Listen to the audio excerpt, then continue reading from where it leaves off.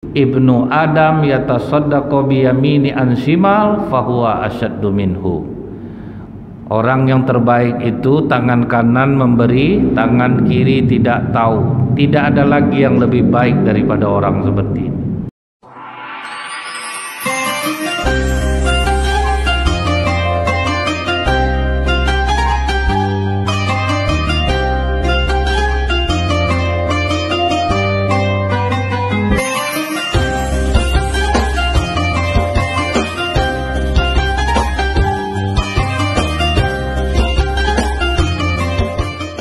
Bismillahirrahmanirrahim. Assalamualaikum warahmatullahi wabarakatuh.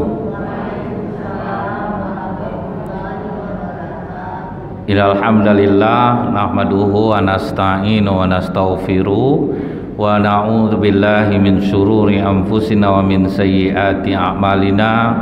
May yahdihillahu fala mudhillalah wa may yudlil fala hadiyalah. Asyhadu an la ilaha illallah wahdahu la syarikalah wa asyhadu anna Muhammadan abduhu wa rasuluh. Allahumma shalli wa sallim wa barik ala hadzal nabiyil karim wa ala alihi wa sahbihi ajmain. Ibu Ketua Majelis Taklim beserta pengurus yang saya hormati, ibu-ibu Majelis Taklim yang saya muliakan, bersyukur kita kepada Allah dengan mengucapkan alhamdulillahirabbil alamin. Allah kembali mempertemukan kita di siang menjelang sore hari ini. Semoga setiap langkah kaki ibu menuju masjid ini dibalas Allah dengan segala doa, dikabulkan oleh Allah. Yang sakit disembuhkan oleh Allah, yang sedang kesulitan rezeki mudah-mudahan dimurahkan rezekinya oleh Allah.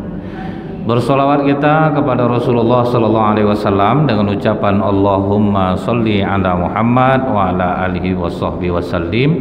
Semoga Allah ringankan lisan kita ini bersolawat sehingga kita mendapatkan syafaat di yaumil akhir kelak. Ibu-ibu yang saya hormati, bila kita mengingat lagi satu riwayat yang pernah terjadi pada Nabi Musa alaihissalam. Nabi Musa itu pernah sakit. Waktu beliau sakit, tidak henti-hentinya beliau memohon kepada Allah, ya Allah, aku sakit, engkaulah yang penyayang di antara yang penyayang. Dan ini juga doa yang dibaca oleh Nabi Ayub alaihissalam, irhamna ya arhamar rahimin. Ini zikir di saat kita sakit dan mohon kesembuhan kepada Allah. Karena dalam Al-Quran itu dikatakan Allah, wa idza maridtu fahuwa yasfin. Dan jika aku sakit, Allah lah yang menyembuhkan aku. Nah, itu yang harus ingat kita poinnya itu, Bu. Jadi kalau ibu sakit, kenapa zikirnya irhamna ya arhamar rahimin? Karena dengan sakit itu berguguranlah segala dosa. Kan beruntung kita namanya itu, Bu. Makanya kita memuji Allah. Jadi zikir irhamna ya arhamar rahimin ini bahwa kita tidak berburuk sangka kepada Allah dengan penyakit yang diberikan Allah, karena dosa kita diampuni oleh Allah. Kita pergi berobat pun mendapatkan pahala dari Allah karena kita datang kepada ahlinya, yaitu dokter. Nah, jadi tidak ada hal yang patut kita sedihkan di saat kita menderita sakit. Ini zikir irhamna ya arhamar rahimin dibacanya, Bu, tapi ngutuk-ngutuk juga dia. Gimana kabar ibu, Bu? Irhamna ya arhamar rahimin, tah kemana lah mau berobat lagi nih ya? Heran ibu, dimakan obat ini apa ngencing lah kita jadi. Dia zikir juga irhamna ya arhamar rahimin. Ini mau 1000 pun dia ngucap, Bu, tidak ada pengaruh kepada jiwanya. Banyak jual beli hari ini, Bu. Alhamdulillah lah, tahapa sakit hati Allah sama saya. Sepi betul orang. Apa guna ngucap alhamdulillah, Bu, kan? Jadi kita ketika berzikir irhamna ya arhamar rahimin, bahwa kita menerima takdir Allah itu, kita tidak buruk sangka kepada Allah, mohon kesembuhan kepada Allah. Jadi itu ya, Bu, ya. Jadi jangan lagi kita mengatakan katanya zikir itu menenangkan jiwa. Ada banyak saya berzikir, ngapa enggak tenang jiwa saya? Karena kita tidak menerima itu masalahnya, Bu. Kejadian dulu, Bu, ya, di rumah sakit jantung angkatan bersenjata di Riyadh, Arab Saudi. Anak bayi masuk rumah sakit dengan penyakit gagal jantung. Bahkan sempat jantungnya berhenti 45 detik. Dokter ngomong ke emaknya, Bu, ibu nampaknya tidak ada harapan. Anak ibu mungkin tidak akan bertahan. Apa jawaban ibu itu, Bu? Hasbunallah wa ni'mal wakil, ni'mal maula wa ni'man nasir. Kerjakan saja yang terbaik, dokter. Terserah Allah untuk kelanjutannya. Berkat dia betul-betul mengucapkan itu, tidak ada buruk sangka kepada Allah, Bu. Sadar anaknya. Tapi begitu sadar, beberapa hari kemudian kena pula lagi penyakit lain, Bu. Masih di rumah sakit itu juga, diobati ini kena, diobati ini kena. Setiap kali dokter putus asa menyampaikan ke ibu itu, ibu tuh sama sekali tidak panik. Tetap dia mengatakan hasbunallah wa ni'mal wakil. Itu aja diucapkannya setiap kali dokter melapor ke dia, Bu. Dan total bayi ini di rumah sakit 6 bulan, dan bulan ke-6 itu posisi jantungnya sudah di luar ditaruh. Jadi masang alatnya itu udah di luar, dibuka karena ada banyak yang kena. Heran para dokter, Bu, kok bisa ibu ini sesabar itu gitu, Bu. Tidak ada buruk sangka kepada Allah, tetap seperti biasa, tidak ada panik. Itu yang zikir menenangkan jiwa itu ya, Bu, ya. Anak tetap obat juga. Silahkan dokter, kerjakan yang terbaik, selanjutnya itu terserah Allah. Kalau ibu punya kawan macam ini agak-agak gila mungkin tuh, masa ndak ada cemas sedikit pun. Nah, kalau kita macam itu, Bu, makanya dikatakan Islam itu dari asing, maksudnya itu dulu asing dan akan kembali menjadi asing. Orang yang kuat-kuat iman itu dianggap orang bodoh jadinya, Bu. Orang yang kuat keyakinannya kepada Allah itu dianggap salah jadinya. Karena berkat kesabarannya memohon ampun dan memohon kesembuhan kepada Allah, ditambah dengan dokter yang tetap bekerja, di bulan ke-7, Bu, terjadi keajaiban. Anak itu sembuh total seperti tidak pernah sakit sebelumnya. Jadi di rumah sakit itu udah macam keluarga dia sama dokter tuh, Bu, karena udah setengah tahun di rumah sakit, lari sana lari sini sama dokter-dokter, dia udah akrab, Bu. Ibu tuh masih di rumah sakit juga. Jadi apa kata dokter nih? Kalian tahu ndak kenapa ibu nih sesabar itu? Kenapa, Dok? Mungkin anaknya 17 orang, makanya dia santai aja. Nah, itu dokter sambil seloroh nih, Bu. Tapi cobalah kita tanya sama ibu tuh. Dipanggillah ibu tuh ke ruangan dokter Khalid Zubair namanya. Dia ahli jantung di rumah sakit jantung angkatan bersenjata di Riyadh. Ibu, kami mohon maaf mau bertanya ke ibu. Ibu makanya sabar sampai bisa menyemangati kami sebagai dokter yang mengerjakan penyakit anak ibu ini. Ini anak nomor 17 ya, Bu. Karena ibu tuh agak berumur, Bu. Ketawa ibu tuh apa katanya? Justru ini anak pertama saya setelah 17 tahun menikah. Anak pertama loh, Bu. Tapi bisa sesabar itu gitu. Itulah makanya iman tuh bisa menenangkan jiwa tuh. Jadi kalau ibu sakit, anak sakit, jangan henti minta kesembuhan kepada Allah, minta kesabaran, puji Allah dengan penyakit yang kita derita itu, karena itu akan menggugurkan seluruh dosa-dosa kita. Tapi ibu tengoklah, Bu, ya, orang yang tidak pernah sembahyang, tidak pernah dengar wirid, tidak pernah ke masjid, itu jarang sakit loh, Bu. Badannya sehat, banyak dosa dibuatnya, Bu, enak aja badannya, minum minuman keras, tidak mempan rasanya di badannya. Padahal Allah sudah pernah bilang, Bu, orang-orang jahat akan kuberikan dia kesempurnaan nikmat hidupnya di dunia, harta dikayakan, badan disehatkan, tapi begitu dia meninggal tinggal aku masukkan dia ke dalam neraka. Orang-orang baik dengan sakitnya aku gugurkan semua dosa-dosanya sehingga dia kembali bersih kepadaku, tinggal aku masukkan ke dalam surga. Kan enak tuh Bu ya. Sebelum meninggal sudah dibersihkan Allah dari dosa dulu. Mana dosa-dosa kita dihapuskan oleh Allah.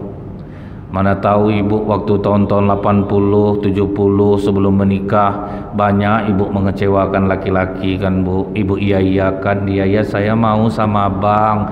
Berkorbanlah laki-laki itu Bu, ngasih duit, bawa makanan ke rumah ibu. Nggak taunya ibu nikah sama bapak yang sekarang. Sedih dia Bu. Makanya dikasihlah ibu sakit untuk menggugurkan dosa. Dari ketawa ibu itu saya yakin Bu, betul kata Ustaz. Memang macam itulah aku dulu tuh. Jadi kita Bu, kalau kita sakit tapi kita introspeksi diri Bu, pasti kita tidak ngeluh. Misalnya gini nih Bu, ibu banyak makan daging Idul Adha, tahu-tahu naik kolesterol ibu di hari keempat. Kalau ibu tahu sebabnya, pasti ibu bisa terima kan, ya aku yang salah. Makan gulai, makan rendang, tak non-stop. Wajar aja aku sakit, pasti kita terima jadinya Bu ya. Tapi kalau yang tak terima tuh pada sikit dagingnya makan, tak mungkin lah gara-gara itu, tetap nak nerima gitu Bu kan. Itu tuh yang sulit. Maka penyakitnya jadinya bertambah jadinya Bu. Nah, itu ya Bu ya. Nabi Musa alaihissalam mengajarkan kita kalau kita sakit berdoa minta kesembuhan kepada Allah. Senantiasa memuji Allah sampai akhirnya Allah menunjukkan obatnya kepada Nabi Musa alaihissalam. Wahai Musa, kata Allah, ambil akar tumbuhan itu, rebus, minum airnya. Diambillah oleh Nabi Musa Bu, akar tumbuhan itu direbus, diminum airnya. Dengan izin Allah, dengan petunjuk Allah, sembuhlah Nabi Musa alaihissalam. Beberapa bulan kemudian Nabi Musa sakit yang sama. Langsung diambilnya akar tumbuhan itu, direbus, diminum airnya, tetapi tidak sembuh lagi. Nabi Musa bertanya kepada Allah, ya Allah, kenapa hamba sakit yang sama, minum obat yang sama, dulu sembuh sekarang kok tidak? Jawaban Allah, kalau dulu kau memintanya kepadaku Musa, kalau sekarang kau menganggap akar itulah yang menyembuhkanmu. Itu ya Bu ya. Jadi ibu hati-hati nih, simpan resep tuh nak, jadi besok tak payah mama ke dokter lagi. Sering tak seperti ini Bu? Rupanya pas diminum balik tak cocok lagi, padahal itu juga yang mama rasakan, tak juga sembuh lagi, karena ibu sudah menganggap obat itulah yang menyembuhkan. Ibu kira dokter tuh Bu sembarangan dia ngasih ibu obat tuh. Udah dikasihnya obat tuh 10 hari, tuh ibu cek lagi, terus didengarkan lagi pakai stetoskop. Oh berarti kalau yang ini udah tidak perlu lagi, udah aman. Dicek darah ibu udah oke nih, berarti obat ini tidak lagi. Yang ini lagi dicek yang tinggi, karena kolesterol sama asam urat rasanya sama pening-peningnya. Darah rendah sama darah tinggi sama lemahnya Bu. Ibu sangka ibu darah tinggi juga, ibu makan terus darah tinggi, rupa darah rendah Bu kan. Tentu tidak cocok dia jadinya, rasanya sama. Makanya itulah guna dokter. Dan kebanyakan kita itu Bu suka meninggi-ninggikan obat yang kita pakai. Cobalah teknika, udah banyak testimoninya. Minumlah. Saya ingat dulu Bu ya,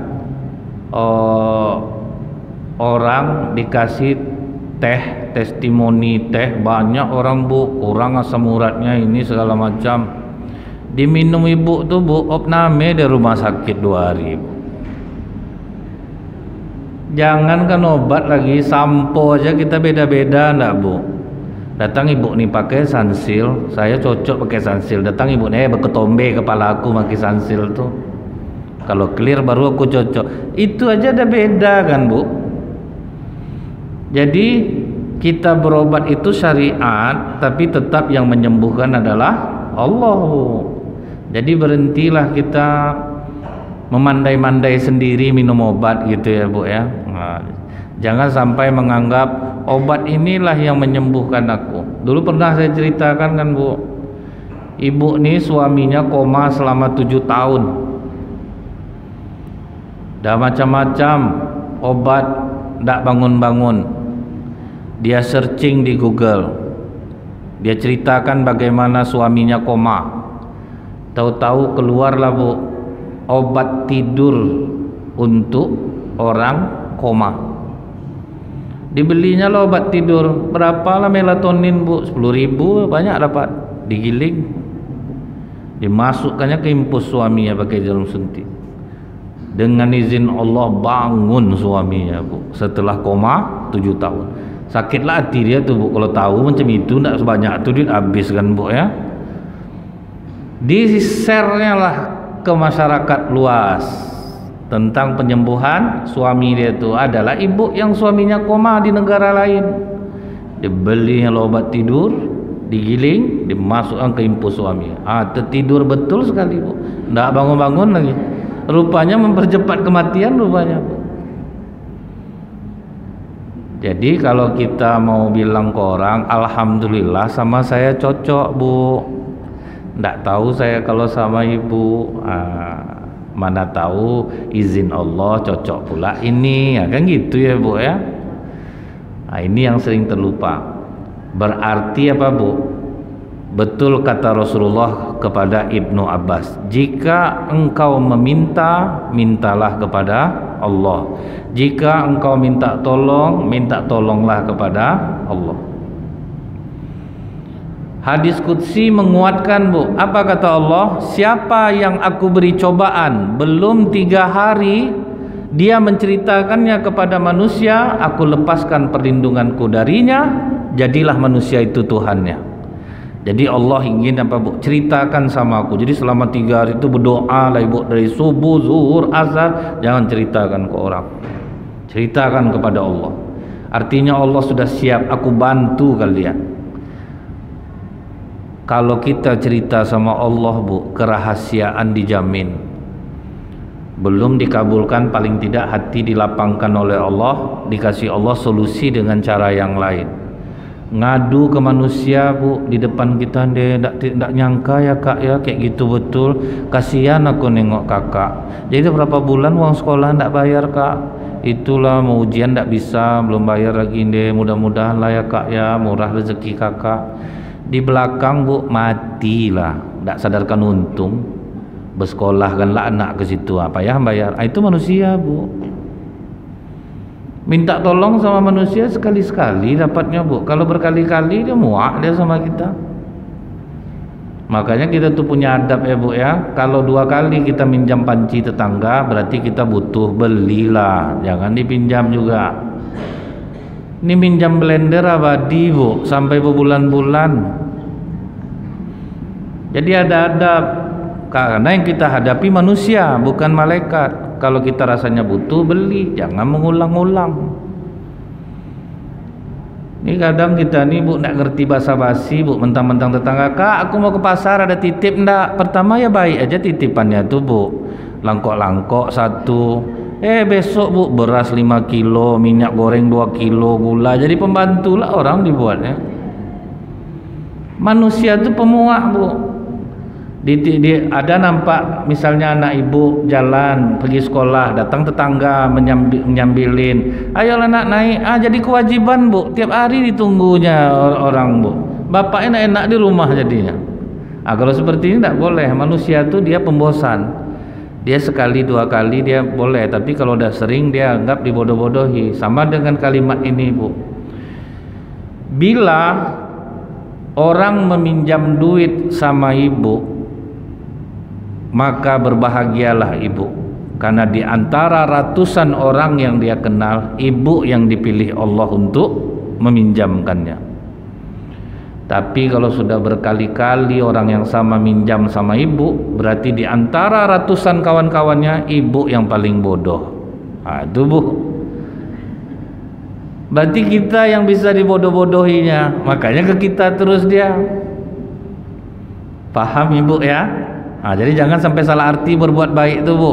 Kalau sekali kawan meminjam sama kita, di antara ratusan kawan dia, berarti kita yang diutus Allah untuk menolongnya, bahagia kita.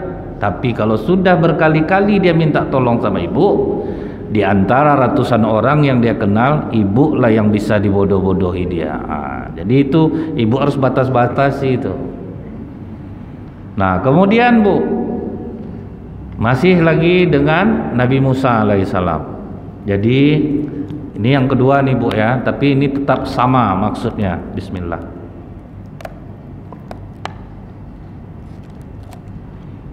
Biasa ada tehnya, ada goreng Bu. Enggak ya Bu ya, saya serius, janganlah Ibu bercanda. Enggak Bu, saya bohong aja. Tapi kalau ada mau. Nah kemudian Bu, jangan masuk hati Bu, saya dah, nanti Ibu tersinggung lah, nanti enggak ada. Nabi Musa alaihissalam ini ibunya kan orang Israel Bu, cuman kan dia dibesarkan oleh Fir'aun, orang Mesir, Kipti. Ketika Nabi Musa alaihissalam beranjak remaja, Nabi Musa ini main keluar istana. Pas dia main keluar istana, nampaklah ada dua orang yang sedang berkelahi. Satu orang Israel, satu lagi orang Mesir. Kata orang Israel ini, Musa bantu aku, kita kan sekampung. Kata orang Mesir, walaupun kau lahir dari rahim orang Israel Musa, yang membesarkan kau dari kecil kan kami. Bantu aku Musa. Akhirnya Bu, kesukuan Nabi Musa bangkit. Yang ditolongnya justru orang kampungnya orang Israel. Ditamparnya lah orang Mesir nih Bu, mati di tempat. Sekali tampar tuh Bu, yang langsung mati di tempat. Menyesal Nabi Musa telah melakukan kekhilafan itu Bu.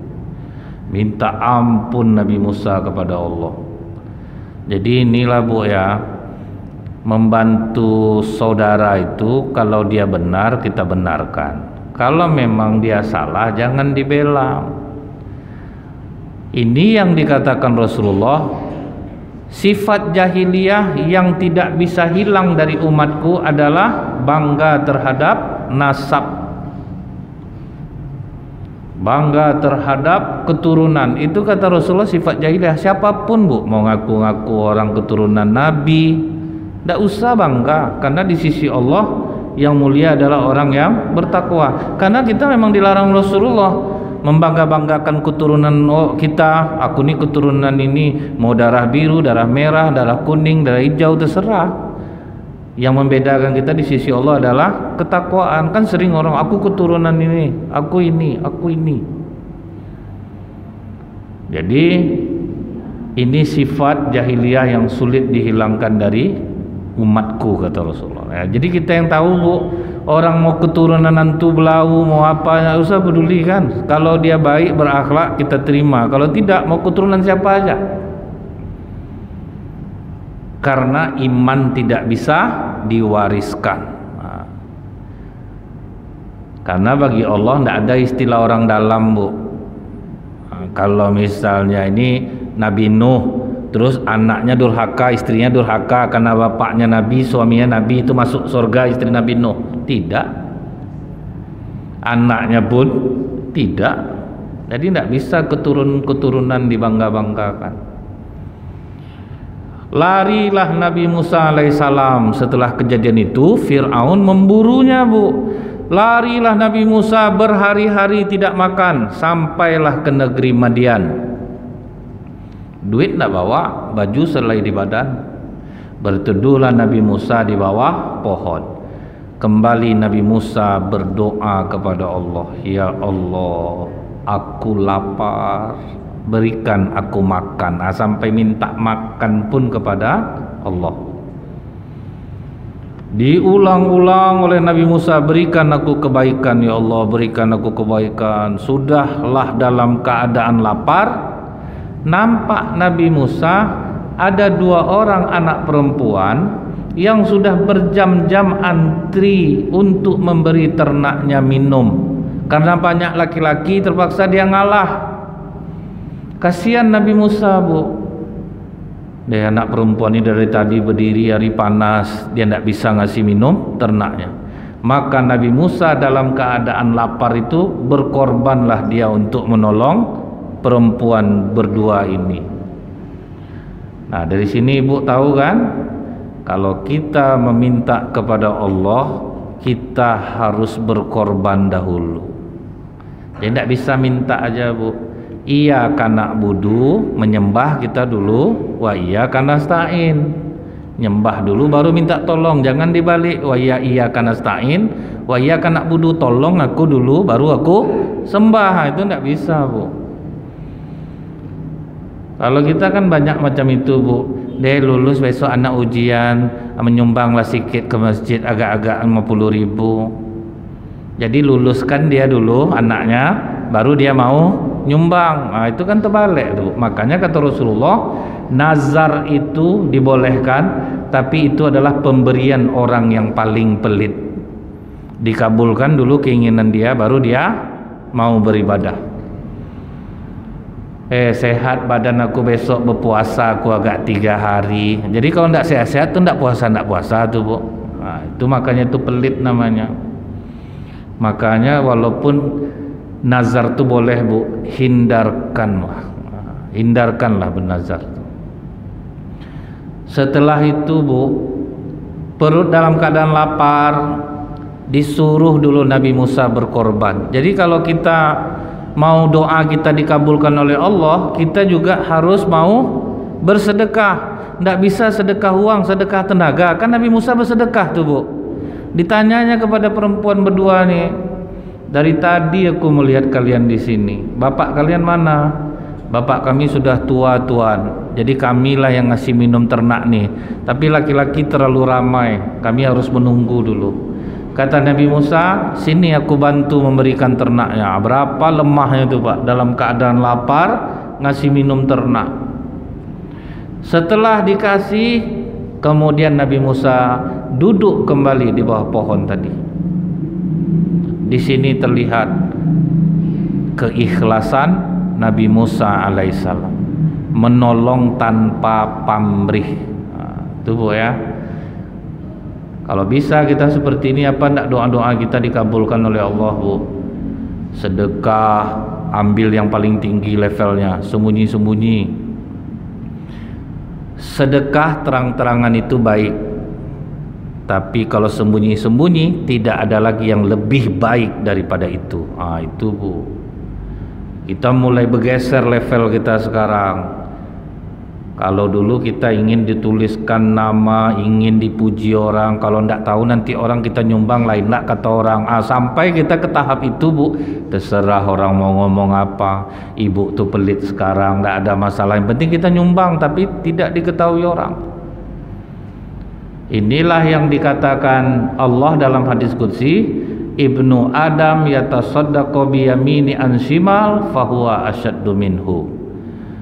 Orang yang terbaik itu tangan kanan memberi, tangan kiri tidak tahu. Tidak ada lagi yang lebih baik daripada orang seperti ini. Nolong, tidak ada maksud duduk lagi. Ini kan beratnya, Bu, ya, amalannya. Nolong tanpa pamrih. Ini kadang ibu nolong tetangga masak-masak, tidak dibungkuskan, ribut ibu sampai di masjid. Dibungkuskan kemarin, Kak, haram, parah. Awak sampai ndak masak di rumah sama kakak, ndak terbungkus sama dia. Makan Indomie suami aku kemarin, Kak, itu pun utang tempat ninel nih. Memang apa kita ni susah bu. Sering-sering aktif ke masjid supaya dapat kupon kurban 2, supaya dapat kupon 3. Aktif-aktif ke masjid bulan puasa karena nanti kalau tidak aktif nanti tidak nerima zakat, tidak dapat zakat.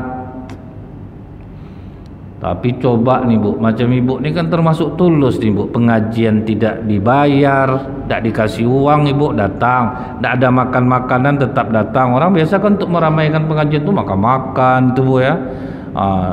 Kemudian apa namanya lah, macam-macam lah iming-imingnya tu. Tapi ibu tetap hadir padahal ngantuk, padahal apa ini dah termasuk tanpa pamrih ribanya.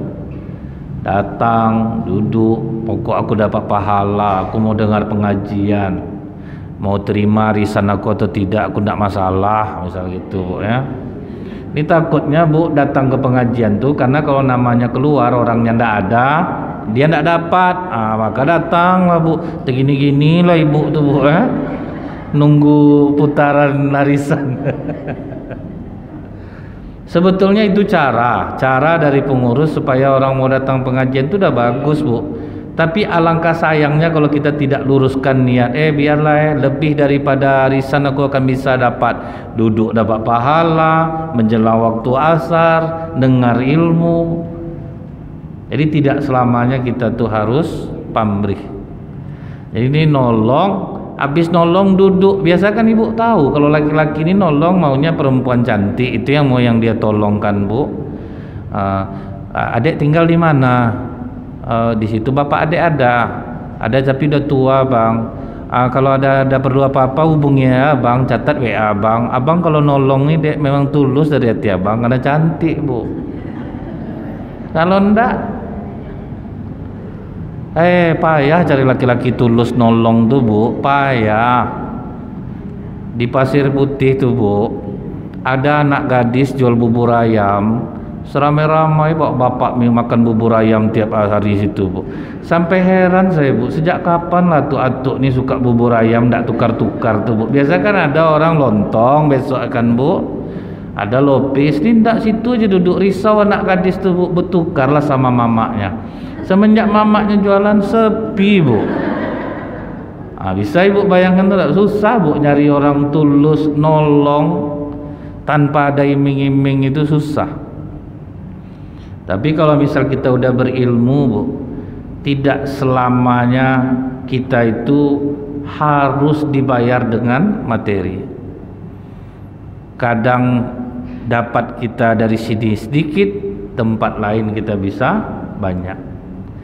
Macam kami ceramah ni lah bu, kalau dari ceramah mungkin kami ini tidak dapat pahala lagi bu, karena sudah ditukar dengan amplop. Di mana kami bisa dapatnya? Kalau ibu mengamalkan apa yang kami sampaikan, itulah dapat. Terus kalau orang bertanya di luar pengajian bu, itulah yang dapat. Kalau ceramah tidak nerima amplop lah, lain lah rasa temenung lah di jalan bu kan. Tapi apa pengimbangnya? Itu yang harus dipikirkan kan bu, apa pengimbangnya? Kecuali kita di Mekah bu. Kalau di Mekah semua mubalik itu ditanggung oleh negara. Yang paling gaji mubalik di Mekah itu di pelosok, tahun 2012 aja 15 juta satu bulan, itu tahun 2012. Sekarang tentu udah besar. Jadi jangan ibu coba-coba ngasih imam di sana, kita kasihlah imam ni duit, dia bilang apa bu? Haram, karena dia sudah digaji oleh negara. Ustadz-ustadz dari Madinah yang datang ke Indonesia, yang dari Mekah, itu tidak bayar tuh bu, karena itu udah tanggungan dari negara, pakai biaya sendiri mereka. Di Indonesia kan kita tidak tanggungan negara, makanya baiklah jamaah nih bu, ya udahlah kita semua sumbang untuk transport ustadz tuh. Yang tidak boleh kami ini mematok, itu yang tidak boleh bu. Mau di mana aja diundang orang, datang aja, mau sedikit mau banyak kita tidak usah pedulikan itu. Itu cuman yang bisa dilakukan gitu. Tapi untuk hidup secara keseluruhan tidak semuanya harus pamrih. Ibu nolong tetangga ibu, masak ikhlas ibu, anak ibu disehatkan Allah, dibaikkan Allah, itu gantinya bu. Kalau kita tidak pamrih itu diganti oleh Allah. Ibu aktif di masjid misalnya nih bu ya, ibu urus, ibu-ibu nih ya, bagi pengurus masjid, kemudian berpikir gimana pengajian kita nih ramai, apa yang harus kita lakukan, itu dampaknya Bu ke rumah begini. Anak-anak sehat, rumah tangga anak-anak kita aman, tentram. Rata-rata Bu, orang-orang yang ngurus masjid, yang ngurus majelis taklim, keajaibannya itu di luar dia mengurus, karena dia tidak digaji, kan betul kan Bu? Mana ada pengurus majelis taklim digaji? Bayarannya dari Allah itulah Bu. Suami dulu jahat, mulai baik, agak dulu tidak tanggung, kasar lagi Bu ya, semenjak ibu sibuk ngurus-ngurus pengajian, dia pun jadi baik. Jadi itu otomatis tuh Bu. Pengurus masjid juga saya tanya, banyak dapat kajian enggak Pak? Dah banyak Ustaz, payah ngungkap dengan kata-kata. Itu tuh Bu. Setelah ditolong oleh Nabi Musa, anak dua perempuan ini pulang. Rupanya bapaknya siapa Bu? Nabi Shu'aib alaihissalam. Ceritalah Bu ke bapaknya, ayah tahu enggak kenapa kami bisa cepat pulang hari ini? Kenapa? Kami tadi dibantu oleh seorang laki-laki yang amanah dan terpercaya. Maksudnya apa Bu? Enggak ganggu, ndak genit, ndak ada bertanya-tanya, nolong aja. Dikasihnya semua minum ternaknya, ayah sudah itu dia diam aja, duduk dia balik di bawah pohon. Apa kata Nabi Shu'aib? Undang dia makan ke rumah kita. Itulah cara Allah mengabulkan doa Bu. Kita minta kepada Allah, Allah suruh kita berkorban. Kan berkorban di dalam keadaan lapar, nolong orang. Kadang kita sedang tidak ada duit Bu. Ibu pernah tidak ngalami itu? Kita sekarang lagi butuh rezeki dari Allah, tidak taunya tidak lama setelah itu datang orang mau WA minjam duit Bu. Itulah cara Allah mau nolong kita. Mau tidak ngasih dia, dikasih dia baru bertimbun-timbun datangnya Bu. Jadi kita tuh memang disuruh Allah berkorban kita dulu. Kamu ini enggak apa tuh kan Bu? 30 menit lagi. Oh, tapi saya enggak sampai 30 menit. Anak saya enggak ada nanti jemput Pak. Sekitar sampai setengah 4 lah. Kemudian Bu, datanglah perempuan anak Nabi Shu'aib ini ke tempat Nabi Musa alaihissalam. Tuan, ayah kami mengundang agar kau makan di rumah. Itu cara Allah Pak. Dapatlah makan jadinya Bu. Dan Nabi Musa sama sekali tidak basa-basi. Oke, aku mau. Jadi kalau kita sedang butuh tuh Bu, datang bantuan, janganlah basa-basi Bu. Ini waktu dibungkus bukan main nolak. Apa pula dides bungkus-bungkus nih enak hati kakak jadinya. Kita bertetangga, malas lah kakak macam ni, tak ada apa-apa doh kak. Ni betul ni Des, iya. Risoles tadi ada juga sama bakwannya. Alah bertambah dia Bu. Jadi itu kita Bu, kalau memang kita butuh, kita sedang butuh dibantu orang, jangan basa-basi. Nanti betul-betul dipelurus orang, nanti terdiam kita gitu. Kak ini bungkus kayaknya tidak usah lagi Des, biar aja lah, apa, makasih banyak lah ya kak ya. Alah ngamuk-ngamuk sampai rumah Bu, yang kucing lah kena jentik telinganya, anak ketawa kena marah, kan kemana-mana jadinya kan Bu. Jadi basa-basi itu ada perlunya, tapi ada tempatnya gitu ya Bu ya, ada tempatnya berbasa-basi. Apa kata Nabi Musa? Jalanlah kalian di belakangku. Kalau belok kiri lemparkan batu ke kiri, belok kanan lemparkan batu ke kanan. Itulah cara Nabi Musa menjaga pandangan mata. Makanya saya pengajian anak-anak muda Bu, saya pesankan ke mereka, secinta apapun kalian sama perempuan, sesuka apapun, ngadu kalian sama Allah, jangan ungkapkan ke dia. Karena kalau diungkapkan nanti timbul galau, rindu ya Bu ya, membayangkan, mengangan-angankan. Tiru gaya siapa tuh Bu? Gaya Ali bin Abi Thalib mencintai Fatimah, Fatimah mencintai Ali. Itu dalam diam, Bu. Mintanya ke Allah aja. Nabi Musa dia jaga pandangannya, jangan jalan beriringan. Ini kadang diolahnya lah ibu tuh, kadang tak apa-apalah Bu, kita ada macam keluarga, jalan aja lah sama saya, naiklah ke Honda saya nih. Menurut ibu tuh deh baiknya Ustadz nih, menurut suami ibu tuh Ustadz kurang ajar tuh, digoncengnya istri saya. Kemakan bang tak bisa Bu, baik menurut kita belum tentu baik menurut orang. Jadi kadang-kadang kan Bu, ada juga jemaah tuh di Ustadz nih mobilnya lapang, nggak mau lah dia menumpangkan kami. Kan biasa ada Bu, udah sampai saya ke masjid, Ustadz rupanya ngajinya di rumah ibu apa nih? Dia ada acara di rumah. Saya pergi aja sendiri gitu Pak. Ada juga ibu bilang, deh Ustadz nih, tidak tertumpangkan lah sama dia. Bukan tidak tertumpangkan. Nanti apa kata orang? Ustadz tuh ibu-ibu dibayarnya juga katanya nanti kan Bu ya. Ngaji agama. Nah, jadi kadang kita tuh betul Bu, buat baik itu berpada-pada, itu maksudnya tuh. Nabi Musa itu yang dijaganya Bu, jalan di belakang aku. Setelah sampai di rumahnya Bu, dia kasih Nabi Shu'aib makan, habis itu cerita-cerita. Setelah itu apa kata Nabi Shu'aib? Anak gadis aku ada 2 orang. Pilihlah yang mana kau mau nikahi. Jadi kalau seperti ini rupanya Bu, jodoh diantar Allah, rezeki dimurahkan. Nah itu pokok asal ada kebaikan-kebaikan Bu. Ibu jangan berharap ada duitnya, ndak. Kecuali anggota dewan ya Bu ya, ngundang. Kadang ibu jauh kan, tentu ndak bisa pakai air ludah ngundangnya Bu kan. Kadang-kadang ada ibu-ibu Rumbai waktu itu diundang oleh DPRD provinsi, dia mau maju, tentu opletnya dibayarin gitu ya Bu ya.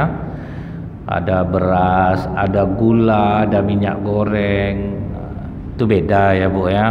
Tapi kalau ada nih Bu acara-acara di masyarakat, ibu aktif, ibu apa, waduh, pokoknya niatkan karena Allah, Allah akan ganti di kehidupan ibu yang lain gitu. Tak semuanya harus dinilai dengan uang, dengan makanan. Kadang Bu, saya terkecil hati juga kadang Bu. Ada waktu itu saya di suatu daerah ceramah, kan di meja saya tuh ada lengkeng, ada salak, ada anggur, ada jeruk. Saya tinggal beruduk, hilang Bu. Dan saya sulit mencari tersangkanya. Wajah ibu tuh polos semuanya Bu. Jadi rupanya niat orang lain-lain Bu. Saya mungkin tak apalah Bu ya. Orang sibuk sholat, dia sibuk masukkan resoles dalam tas apa itu Bu ya. Padahal dipikir Bu, berapa lah harga resoles gitu ya Bu ya. Terus ada masjid-masjid yang apa? Yang ada donatur ngasih nasi untuk setiap berbuka puasa Senin Kamis Bu. Ada donaturnya. Jadi orang banyak puasa karena ingin mendapatkan nasi ramas. Nah, itu kena ya Bu. Akhirnya jadi perkelahian ibu-ibu waktu itu maghrib Bu. Jadi waktu maghrib tuh terdengar sama saya di depan, etek kan tak puasa dah, mangalo etek ambil, mangalo kau. Kelahi di dalam masjid. Berapa lah harga nasi ramas? Akhirnya banyak sekarang data fiktif, orang-orang yang tak puasa akhirnya ngaku puasa. Jadi kadang memang iya Bu ya. Kalau memang orang tulus mau puasa, dia kan udah siap dengan makanan di rumahnya. Kenapa dia harus makan di masjid gitu Bu? Ini kadang macam ini Bu ya, gara-gara dia berhitung bulan puasa, diajaknya anak istrinya kita berbuka di masjid aja orang tiap hari antar. Mungkin dia hemat menurut dia Bu ya, tapi Allah akan beri dia kesusahan lebih parah dari apa yang dia makan karena niat udah salah. Jadi dia berbuka di masjid selama 29 hari, 30 hari itu karena berharap hemat. Rupanya tambah parah hidupnya nanti Bu. Kita itu kan kalau bisa memberi, nah ya Bu ya. Kemudian diumumkan di masjid, bapak ibu antarkanlah makanan ke masjid. Kadang para musafir yang tidak sempat pulang ke rumah, orang-orang kerja susah untuk berbuka. Rencananya kan sebetulnya ibu-ibu ngasih berbuka di masjid itu selain untuk petugas masjid, kan untuk orang yang tidak sempat pulang deh bu, singgah di sini, ada ibu sediakan itu pahalanya besar bu. Tapi justru yang makan ibu-ibu tempatan, itu yang jadi salah. Bawa anak 5 gitu ke masjid ya bu ya, makan sampai yang untuk orang kantor lewat tidak dapat lagi bu, kerak bakwan dia dapat. Ada itu, sampai saya bilang ini kita berdosa nih kalau kayak gini. Umumkan di masjid, kita buka bersama di masjid, warga diundang kemari, baru tidak dosa. Jadi ubah aja pengumumannya, bahwa bapak ibu-ibu kita berbuka bersama di masjid, bawalah makanan ke masjid, halal jadinya bu. Tapi diumumkan kadang ada orang yang tidak sempat pulang. Dia tidak pulang-pulang bu, padahal dia orang sana gitu. Tiap hari dia ke situ bu, tidak pulang-pulang. Sudah mau berbuka, standby di masjid. Ada lagi yang parahnya tuh ibu, jam 5 dia datang ke masjid, disalinnya mihun, bakwan, dia bawa pulang dulu ke rumah, tuh dia berbuka lah balik di masjid tuh bu. Saya dari ketawa ibu kok curiga saya ya bu ya. Karena nanti akan mendapatkan kesusahan di luar Ramadan. Jadi jangan kita tuh memanfaatkan momen untuk keuntungan kita sendiri, itu yang tidak boleh. Jadi baik ibu-ibu, mungkin sampai 3:30 ini saja, karena waktu asar memang lama ya bu ya. Saya juga akan menjemput anak sekolah nih, karena ada yang jemput. Jadi saya mohon izin, mudah-mudahan yang sedikit ini bermanfaat selama 45 menit ini. Subhanakallahumma bihamdika asyhadu an la ilaha illa anta astaghfiruka wa atubu ilaik. Kita tutup dengan doa. A'udzubillahi samil alim minasyaitonir rajim. Bismillahirrahmanirrahim. Alhamdulillahi hamdan yuafi ni'amahu wa yukafi'u mazidah. Ya Rabbana lakal hamdu kama yanbaghi li jalali wajhikal karim wa 'azimi sultanik. Allahumma shalli ala sayidina Muhammad wa ala alihi wa sahbihi wa sallim. Allahumma aqsim lana min khasyatika ma tahulu bainana wa baina ma'asika, wa min ta'atika wa ma tuballighuna bihi jannataka, wa min al-yaqini ma tuhawwinu alaina masaibud dunya. Allahumma amti'na bi asma'ina wa absarina wa quwwatina ma yatana, waj'alhu al-waritha minna, waj'al sarana man zalamana, wansurna 'ala man adana, wa la taj'al musibatana fi dinina, ولا تجعل الدنيا أكبر همنا ولا مبلغ علمنا ولا تسلط علينا من لا يرحمنا. ربنا آتنا في الدنيا حسنة وفي الآخرة حسنة وقنا عذاب النار. وصلى الله على سيدنا محمد والحمد لله رب العالمين. Assalamualaikum warahmatullahi wabarakatuh.